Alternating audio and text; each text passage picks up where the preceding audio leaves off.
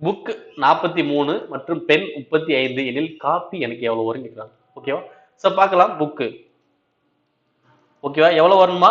43 வரும் சொல்றாங்க. செக் பண்ண போறேன். எப்படின்னா பீனா எனக்கு என்னது 2, ஓனா 15, திரும்பி ஓனா 15, கேனா 11. கூட்டுங்க. எவ்வளவு வரும்? 43. ஓகே வருதுங்களா? அப்ப இங்க என்ன பண்ணிருக்காங்க? எழுத்துக்கான நம்பர்ஸ் போட்டு கூட்டினாலே போதும் ஆன்சர் வரப்போகுது. ஓகே அதே மாதிரி பென் பீனா எவ்வளவு வரும்? 16, ஈனா 5, என்னன்னா 14. ஓகே இப்ப கூட்டுங்க. 35. ஓகேவா?